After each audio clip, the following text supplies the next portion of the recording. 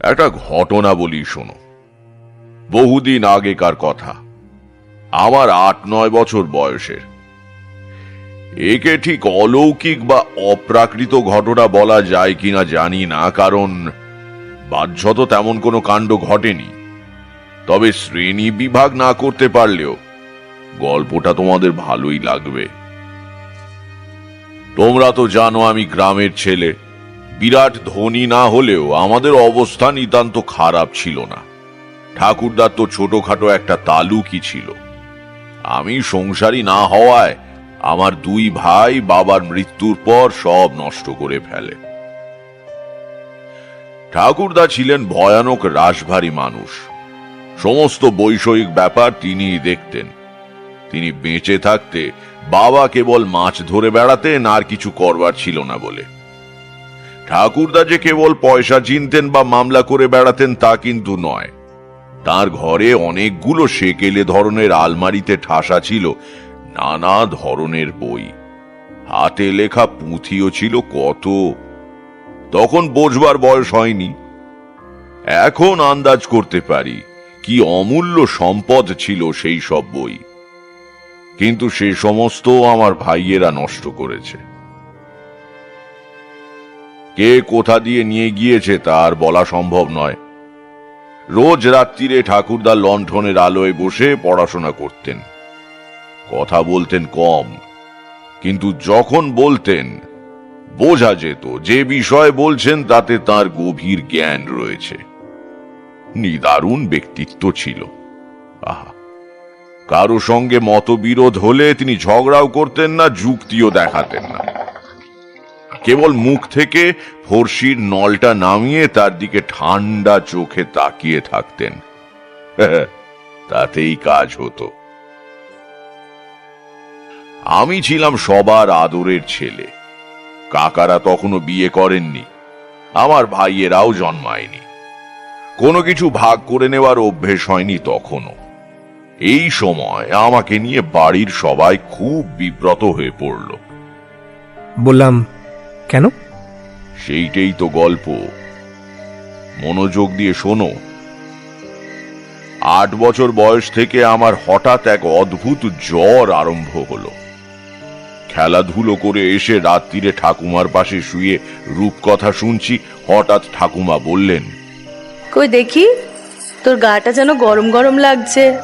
হাতের উল্টো দিক দিয়ে কপাল আর গলা দেখে বললেন, হ্যাঁ, তোর তো বেশ জ্বর হয়েছে বাবা।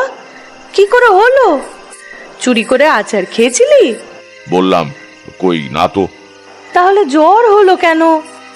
জাগে, আজ রাত্রিরে তোর ভাত খেয়ে কাজ নেই, বুঝলি? দুধ সাবু করে দিচ্ছি, খেয়ে শুয়ে থাক। কাল দুপুরে রুটি খাবি। শরীর একটু তেড়ে গেলে জ্বর কমে যাবে, কেমন? তাই করা হলো। কিন্তু পরপর 3 দিন রোগীর পথ্য করার ফলেও জ্বর কমলো না। তখনকার যুগে লোকে কথায় কথায় ডাক্তার দেখাতো না, আর গ্রামে গঞ্জে অত ডাক্তারই বা কোথায়। বাবা কেবল একবার বললেন, ছেলেটা বড় দুষ্টু হয়েছে, টোটো করে ঘুরে অসুখটা বাঁধালো। ওকে একটু শিউলি পাতার রস খাইয়ে দিও তো। মোটের ওপর কেউ আমার অসুখটাকে বিশেষ আমল দিল না, আর দেবার কথাও নয়। জ্বর জারি বাচ্চাদের হয়েই থাকে, আবার সেরেও যায়। কিন্তু 10 দশেক বাদেও যখন আমার জ্বর কমলো না, তখন সবার টনক নড়ল। ঠাকুরদার কানে সহসা সংসারের কোনো খবর পৌঁছয় না। নিজের ঘরে বইপত্র আর দলিল দস্তাবেজ নিয়ে মগ্ন থাকেন। আমার জ্বরের 10ম দিনে ঠাকুরদা এসে খাটের পাশে দাঁড়িয়ে হাত দিয়ে গায়ের উত্তাপ দেখলেন। ঠাকুমা লম্বা ঘোমটা দিয়ে পাশে দাঁড়িয়েছিলেন।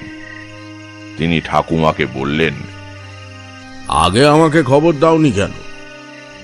কাল সকালে উঠে মহকুমা শহর থেকে জীবন ডাক্তারকে ডেকে আনবো। বাবা ক্ষীণ স্বরে বললেন, আগে জীবন ডাক্তার? তারপর বাবার দিকে ফিরে বললেন, হ্যাঁ, ঘোড়ার গাড়ি করে নিয়ে আসবো। আরো আগে আনা উচিত ছিল। টাইফয়েড দাঁড়ালে কি হবে ভেবে দেখেছো? বাবার মুখ শুকিয়ে গেল। তখন টাইফয়েড একটা কালান্তক রোগ বলে গণ্য হতো। ব্যাকটেরিওফাজ আবিষ্কার হয়নি, শুধু জল চিকিৎসা হতো। বাবা পরের দিনই দুপুরের মধ্যে শহর থেকে বড় ডাক্তার নিয়ে এলেন।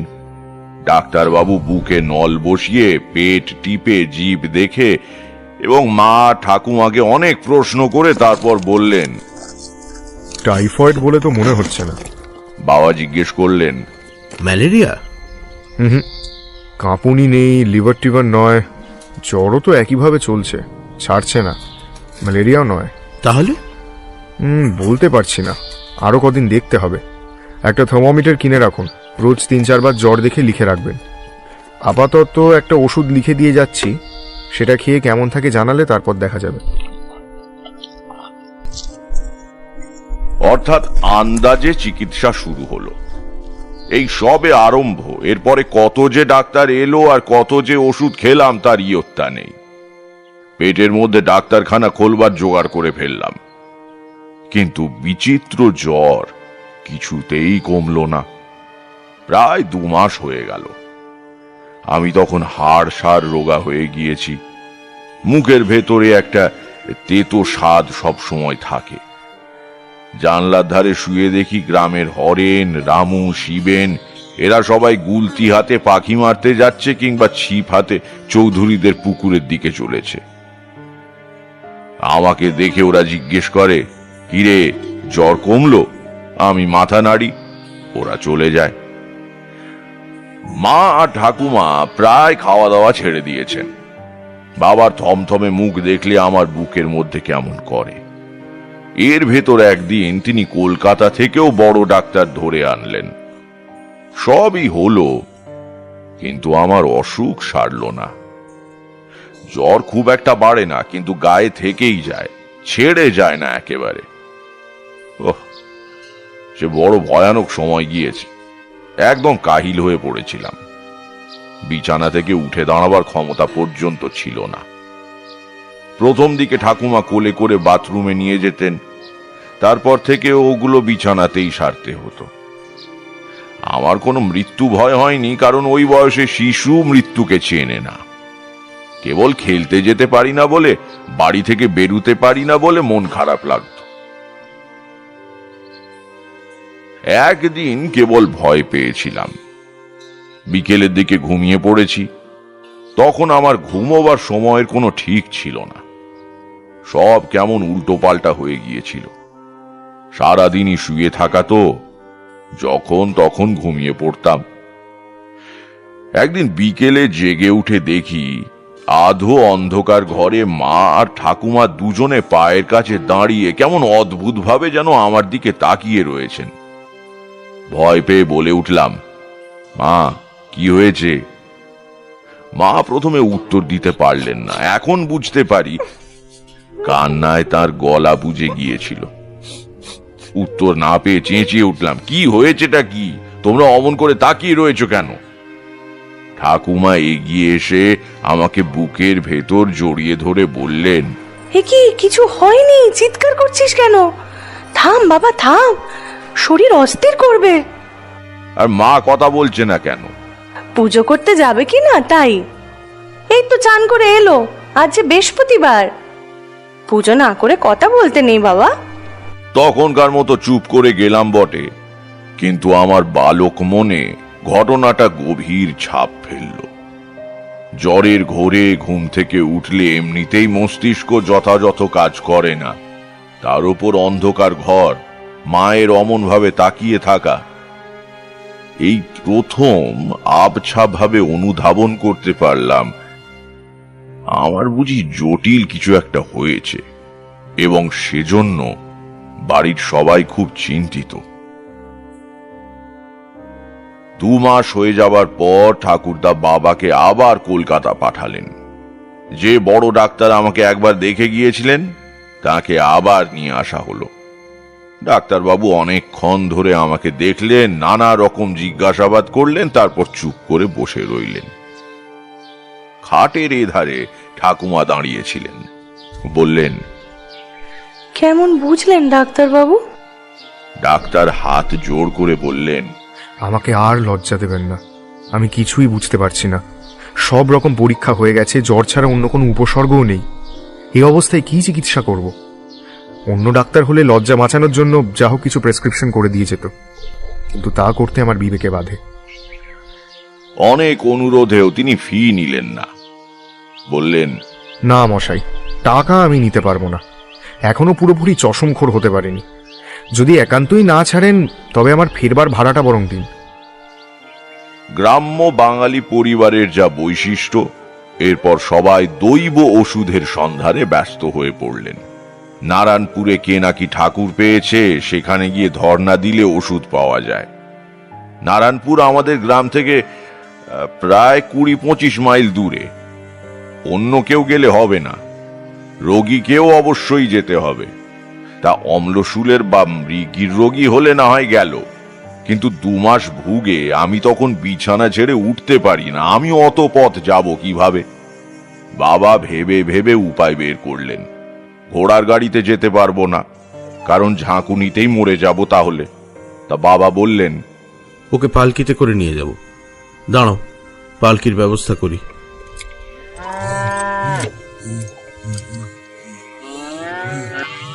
পালকিতে আমাকে নিয়ে ঠাকুমা চললেন। বাবা ঠাকুরদা পেছন পেছন এলেন গরুর গাড়িতে। মন্দিরের ভেতর ঠাকুমার কোলে সারা রাত শুয়ে রইলাম। সে সময় অতিরিক্ত ভুগে আমার যেন মাথার মধ্যে কেমন গোলমাল হয়ে গিয়েছিল। প্রায় রাত্রির বেলা আবোল তাবোল স্বপ্ন দেখতাম। এখানেও শেষ রাত্রিরে কি একটা হিজিবিজি স্বপ্ন দেখলাম, তার কোনো মাথা মুন্ডু নেই, এমনকি সকালে মনেও করতে পারলাম না। সেবায়েত সকালে জিজ্ঞেস করলো, কিছু আদেশ টাদেশ পেয়েছো খোকা? আদেশ কাকে বলে? ঘাবড়ে গিয়ে বললাম, আগে না তো, তবে একটা স্বপ্ন দেখেছি। কি স্বপ্ন? তা সেটা তো এখন আর মনে পড়ছে না। সেবায়েত বলল, তা যাকগে, ওই দেখলেই হবে। তারপর কি সব পুজো টুজো দেওয়া হলো, একটা মাদুলি ঝুলিয়ে দেওয়া হলো আমার হাতে। সেবায়েত কোষায় করে অনেকখানি চরণামৃত এনে আমাকে হাঁ করে খাইয়ে দিল। তাতে বহুদিনের ফুল বেলপাতার গন্ধ। আবার পালকি করে বাড়ি। মাদুলিতে কি ফল হলো তা বুঝতে পারা গেল না, কিন্তু চরণামৃত খেয়ে জ্বরের ওপর আমার হলো ভয়ানক পেট খারাপ। অসুখ চলতেই লাগলো। 10 দশেক বাদে বাবা একদিন টান দিয়ে মাদুলিটা ছিঁড়ে বাইরে ফেলে দিলেন। একদিন সময় সন্ধেবেলা, পরিষ্কার মনে পড়ছে দৃশ্যটা। ঠাকুরদা এসে আমার বিছানার পাশে দাঁড়ালেন। বাবা বাইরের কাজকর্ম সেরে আগে থেকেই এসে বসেছিলেন। ঠাকুরদা কিছুক্ষণ চুপ করে আমাকে দেখে বললেন, কেমন আছিস রাজ? ভুগে ভুগে কেমন আছি বোঝবার ক্ষমতা লুপ্ত হয়ে গিয়েছিল। তাই বললাম ভালো আছি। ঠাকুরদা বললেন, তোর জন্য একটা পুজো করা হবে, বুঝলি? তাহলেই তোর অসুখ সেরে যাবে। বাবা অবাক হয়ে জিজ্ঞেস করলেন, পুজো? কি পুজো? ঠাকুরদা আমার পায়ের কাছে বিছানায় বসলেন, তারপর বললেন, কাল রাত্রিরে পড়তে পড়তে একটা জিনিস পেলাম, ভগবানই পাইয়ে দিলেন বলতে পারো। আমার ঠাকুরদা নরনাথ ঘোর তান্ত্রিক ছিলেন, তা তো তোমরা জানোই।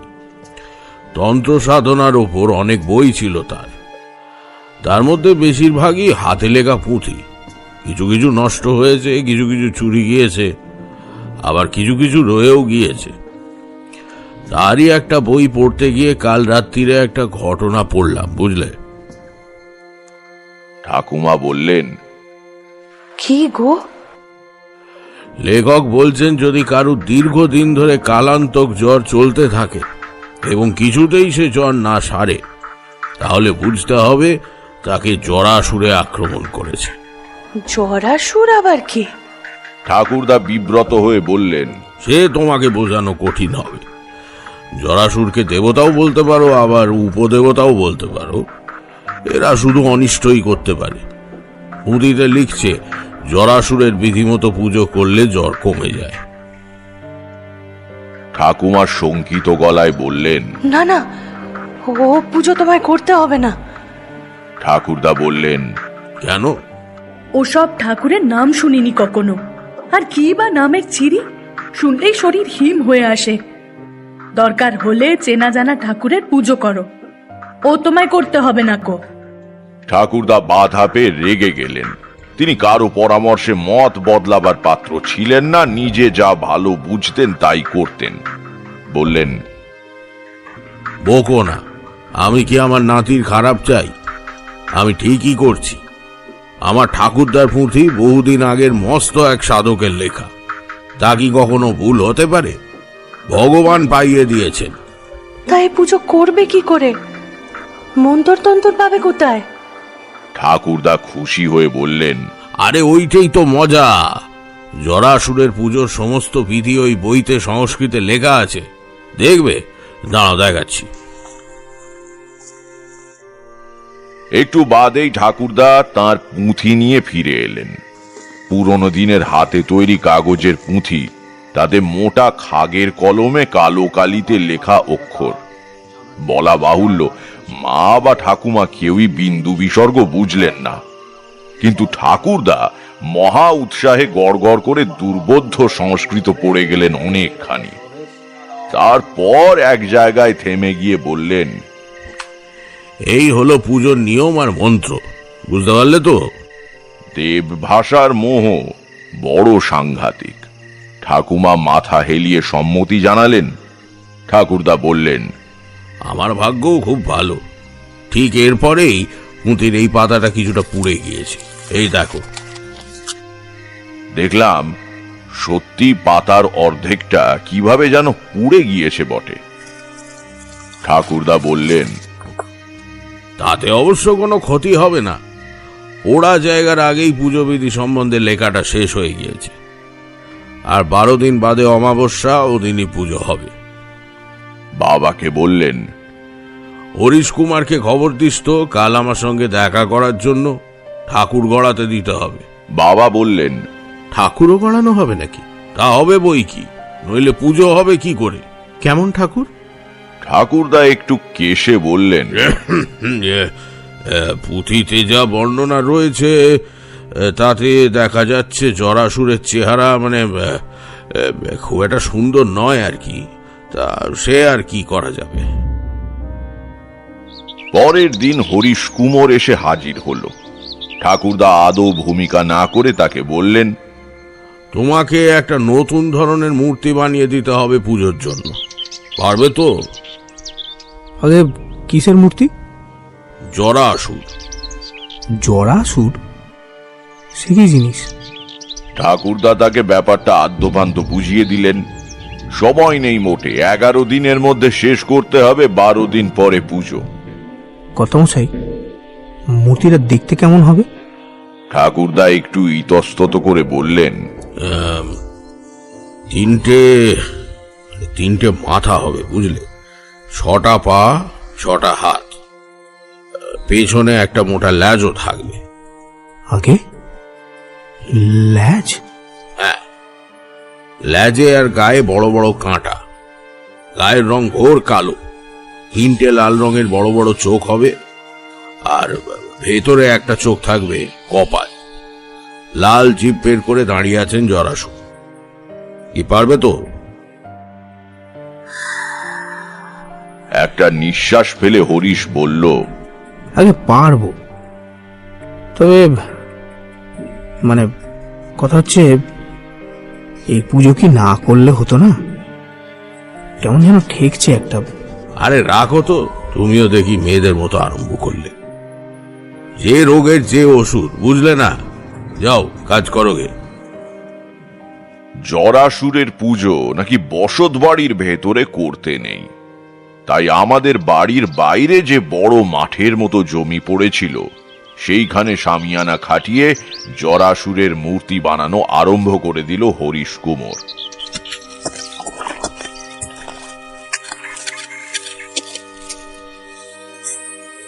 ইতিমধ্যে গ্রামে এবং গ্রামের বাইরে রটে গিয়েছে ঠাকুরদা নাতির অসুখের জন্য কি এক বিকট মূর্তি বানিয়ে পুজো করছেন।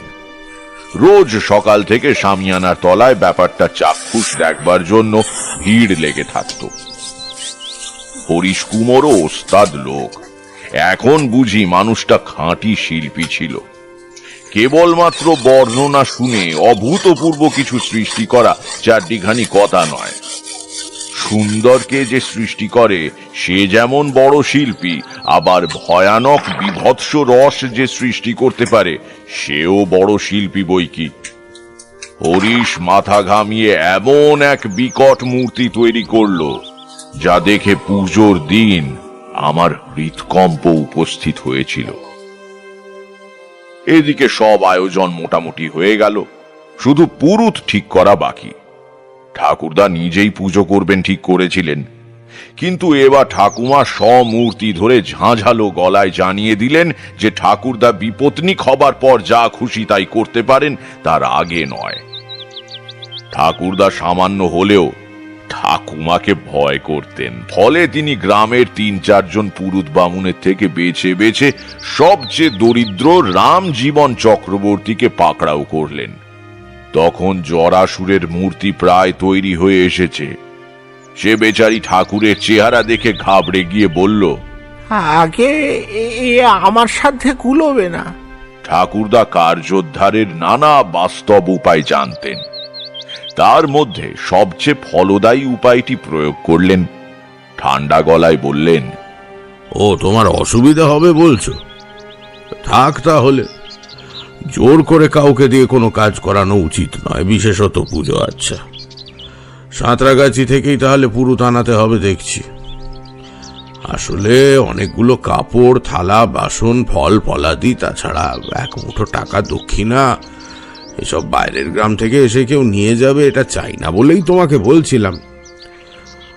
বরং দক্ষিণা কিছু বেশি লাগলেও গ্রামের পুরুত করলেই ভালো হতো। তা তোমার যখন অসুবিধে। রামজীবনের 2 বয়স্কা মেয়ে তখনও অবিবাহিতা।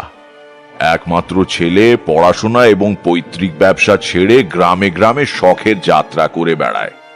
কাজেই রামজীবন ইতস্তত করে বললেন, আগে না, অসুবিধে আর কি, তবে নিয়ম কানুন জানি নে, তাই এ পুজো তো বড় একটা হয় না। নিয়ম আমি তোমাকে বলে দেব। 3 দিন ঠাকুরদা পুঁথি নিয়ে বসে সকাল সন্ধ্যা রামজীবনকে জরাসুরের পুজোর বিধি বোঝালেন। শেষ দিন বললেন, এবার একটা দরকারি কথা বলি শোনো, এ ঠাকুরের মূর্তি কিন্তু বিসর্জন হবে না। রামজীবন বললেন, বিসর্জন হবে না? তবে কি থাকবে?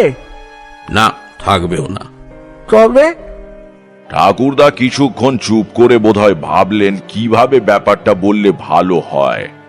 তারপর বললেন, রামজীবন, পুজো হয়ে গেলে জরাসুরের মূর্তিটা গলিয়ে ফেলতে হবে।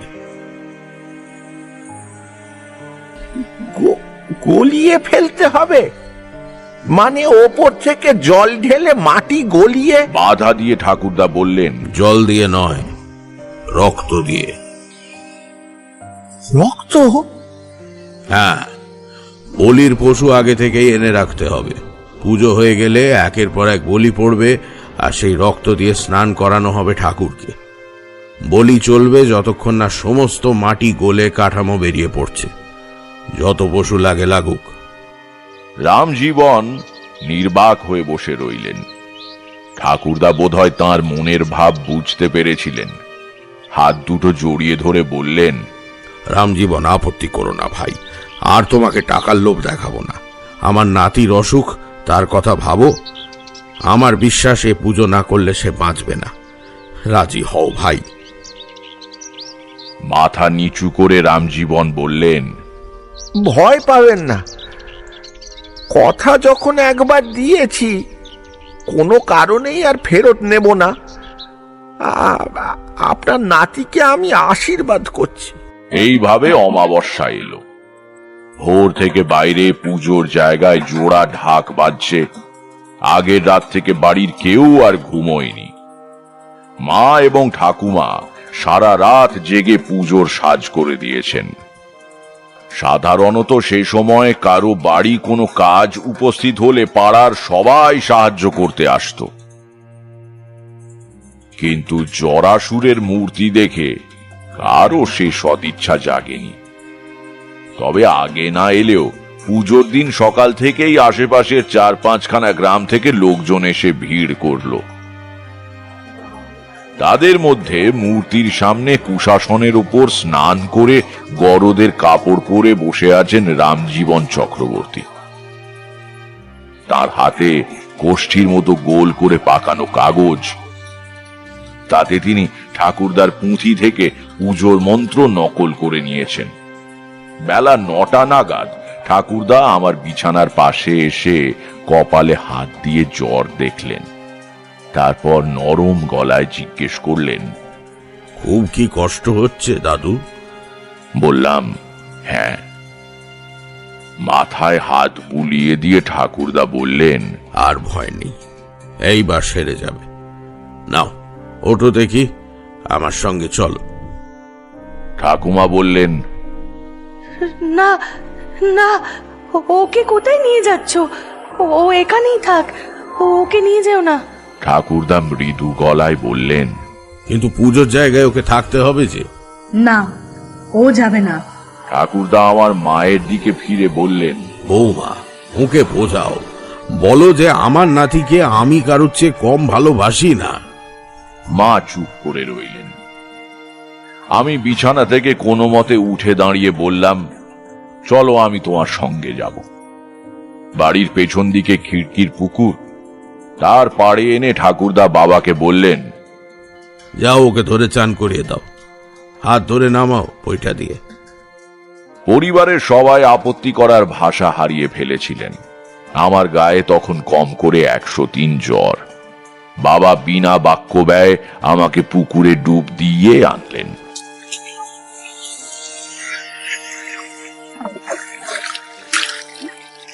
ঠাকুরদার হাতে গামছা আর নতুন কাপড় ছিল। সেই কাপড় পরে পুজোর জায়গায় গেলাম। সব লোক যেন কেমন ভাবে আমার দিকে তাকিয়ে রয়েছে।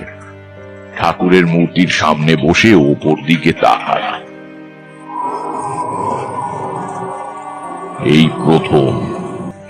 এই প্রথম জরাসুরের মূর্তির সঙ্গে চোখাচোখি হলো। ওহ, কি ভয়ানক মূর্তি না বানিয়েছে হরিশ কুমোর। ঘোর কৃষ্ণবর্ণ শরীরে বড় বড় 3টে ভাঁটার মতো লাল চোখ, গায়ে পেরেকের মতো খোঁচা খোঁচা কাঁটা, 3টে মাথা, 6টা পা। পৃথিবীর সব কুশ্রিতাকে একত্র করে এক ভয়াবহ দুঃস্বপ্নের জন্ম দিয়েছে এর স্রষ্টা। বাবা ঠাকুরদা আগেই স্নান সেরে নিয়েছিলেন। তারা দুজনে আমার দুপাশে বসলেন। পুজো শুরু হলো। চারদিকে বেদম ঢাকের আওয়াজ, ধুনোর ধোঁয়ায় চারদিক অন্ধকার। রামজীবন চক্রবর্তী দৃপ্ত স্বরে মন্ত্র পাঠ করে চলেছেন।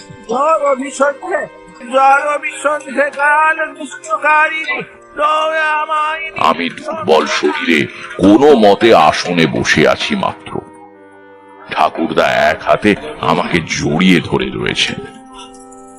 ঘণ্টাখানেক বাদে পুজো শেষ হলো। রামজীবন হেঁকে বললেন, এই সরে যাও, সব সরে যাও, সরে যাও, এবার বলি। ঠাকুরদা কত করেছিলেন আমার জন্য।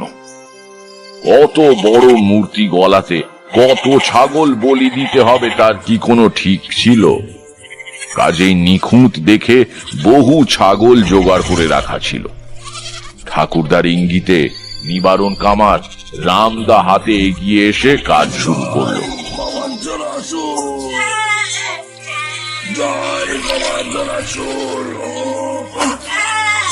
সমবেত সবাই নির্বাক আতঙ্কে তাকিয়ে দেখছে।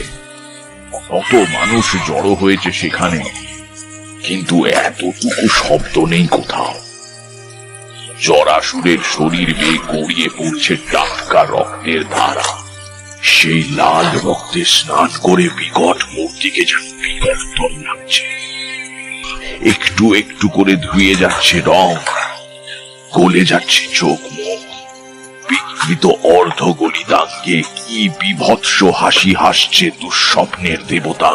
বেশিক্ষণ তাকাতে পারলাম না। চোখ চোখ সরিয়ে নিলাম। পেছনে তাকিয়ে দেখি অনেকেই এই দৃশ্য সহ্য করতে পারেনি। কখন নিঃশব্দে পুজো মণ্ডপ শূন্য হয়ে এসেছে, সেই শূন্যতার মধ্যে কেবল একটু বাদে বাদে উঠছে নামছে নিবারণ কামারের রামদা।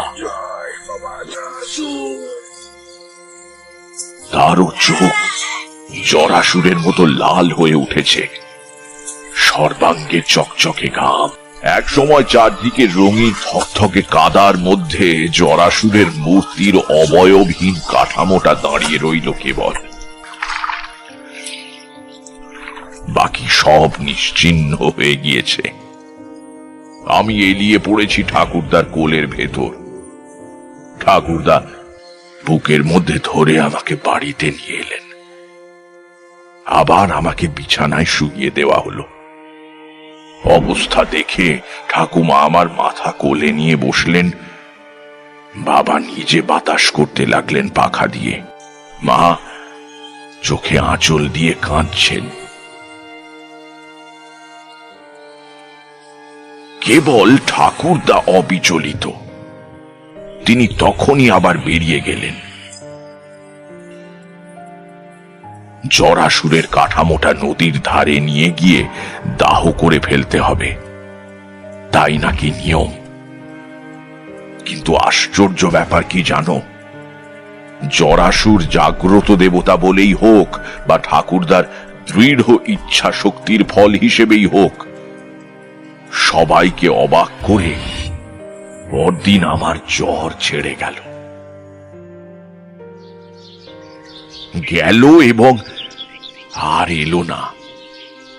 তারপরও কিছুদিন বাড়ির সবাই ভয়ে ভয়ে থাকতো, একটু বাদে বাদে আমার কপালে হাত দিয়ে দেখা হতো, কিন্তু সত্যি জ্বর আর এলো না। ঠাকুরদার সম্মান দারুণ বেড়ে গেল, শুধু পরিবারের ভেতরে নয়, আশেপাশের বহু গাঁয়ের লোক তাকে একজন বিচক্ষণ মহাপুরুষ বলে মনে করতে লাগলো। সারা দিন ধরে বিস্তর লোক নানান পরামর্শ নিতে আসত। ফুর্তির চোটে ঠাকুরদা অর্ডার দিয়ে কাশী থেকে উৎকৃষ্ট অম্বুরি তামাক আনালেন। অবশ্য এ সম্মান বেশি দিন ভোগ করতে পারেননি তিনি। আমার জ্বর সারার ঠিক 6 মাসের মাথায় ঠাকুরদা মারা যান। যন্ত্রণাহীন মৃত্যু, কাউকে কষ্ট দিলেন না, বিছানাতেও পড়ে রইলেন না। একদিন সকালে তাকে ডাকতে গিয়ে দেখা গেল বিছানায় তার প্রাণহীন দেহ পড়ে। রাত্রিরে ঘুমের মধ্যে কখন প্রাণ বেরিয়ে গিয়েছে। বোধহয় মৃত্যু আসন্ন অনুভব করে ইষ্টমন্ত্র জপ করছিলেন, কারণ ডান হাতের বৃদ্ধাঙ্গুষ্ঠ দিয়ে কর ধরা ছিল। সবাই বলল সন্ন্যাস রোগ। এইভাবে ঠাকুরদা চলে গেলেন। ঘটনাটা এইখানেই শেষ হতে পারত, কিন্তু হলো না। বিধাতা পুরুষ বড় রসিক। আমি জানতাম না যে এই ঘটনার একটা বৃহত্তর উপসংহার রয়েছে। জানলাম প্রায় 25 বছর পরে। তখন আমার অনেক সাধু সঙ্গ করা হয়ে গিয়েছে, পাকা ভবঘুরে তান্ত্রিক তখন। একদিন ঘুরতে ঘুরতে এক গ্রামের প্রান্তে একজন সাধুর মঠে আশ্রয় নিয়েছি সন্ধ্যেবেলা। বেশ সৌম্য দর্শন সাধু, ভারী ভালো ব্যবহার করলেন আমার সঙ্গে। আহা, তাঁর আদেশে তাঁর শিষ্যরা আমাকে যত্ন করে খাওয়ালো। রাত্রিরে সুন্দর শোবার জায়গা করে দিল। পরদিন সকালেই আমি চলে যাব, তাই রাত্রিরে খাওয়ার পরে সাধুর কাছে তাঁর আতিথেয়তার জন্য ধন্যবাদ জানিয়ে বিদায় নিতে গেলাম। প্রাথমিক আলাপের পর নানা বিষয়ে কথাবার্তা আরম্ভ হলো। অনেক রাত অবধি গল্প চলল। কথায় কথায় সাধুকে জরাসুরের পুজোর ব্যাপারটা বললাম। সে কি? শুনে সাধু চমকে আমার দিকে তাকিয়ে বললেন, তোমার ঠাকুরদা জরাসুরের পুজো করেছিলেন? সে যে বড় সাংঘাতিক দেবতা, তার কথা তোমার ঠাকুরদা জানলেন কি করে? বললাম, ঠাকুরদার অনেক পুরনো পুঁথি ছিল, আমাদের পারিবারিক সম্পত্তি তাতেই পেয়েছিলেন। সাধু বললেন, কিন্তু সমস্ত বিবরণ পড়েও তিনি পুজোয় নেমেছিলেন? পুজোর সংকল্প কার নামে হয়েছিল? বললাম, ঠাকুরদার নামেই।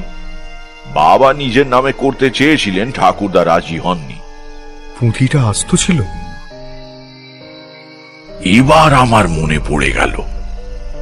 বললাম, না, শেষের পাতার অর্ধেকটা কিভাবে যেন পুড়ে গিয়েছিল। অবশ্য তাতে কোনো ক্ষতি হয়নি।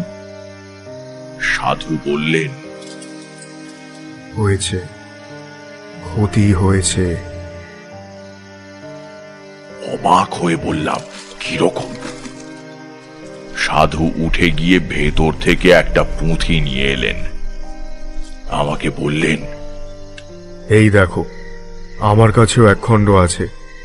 শেষ পাতা পুড়ে না গেলে ঠাকুরদা দেখতে পেতেন জরাসুরের পুজোর নিয়মের শেষে সাবধান করে দিয়ে লেখা আছে, যার নামে সংকল্প হবে 6 মাসের মধ্যে তার মৃত্যু অবধারিত। 6 মাস পরেই তো তোমার ঠাকুরদা মারা গিয়েছিলেন বলছো। আমি নির্বাক হয়ে বসে রইলাম। আজ কোথায় বা স্নেহময় ঠাকুরদা, কোথায় বা ঠাকুমা, মা, বাবা? সব স্বপ্নের মতো মিলিয়ে গিয়েছে। একটু পরে বললাম, সাধুজি, আপনার বোধহয় একটু ভুল হচ্ছে। উনি বিস্মিত হয়ে বললেন, ভুল? হ্যাঁ, ও পাতাটা আস্ত থাকলেও ঠাকুরদা পুজো করতেন। আমি ঠাকুরদার নয়নের মণি ছিলাম। সাধু চুপ করে রইলেন। আমিও আর কিছু বললাম না, কিন্তু আর একটা কথা আমার মনে ঘোরাফেরা করছিল। এখন তা আমার দৃঢ় বিশ্বাস। তা হচ্ছে এই যে, ঠাকুরদা নিজেই ও পাতার শেষটা পুড়িয়ে ফেলেছিলেন, পাছে কেউ পড়ে ফেলে তাকে বাধা দেয় তাই। আমাকে ঠাকুরদা বড়ই ভালোবাসতেন।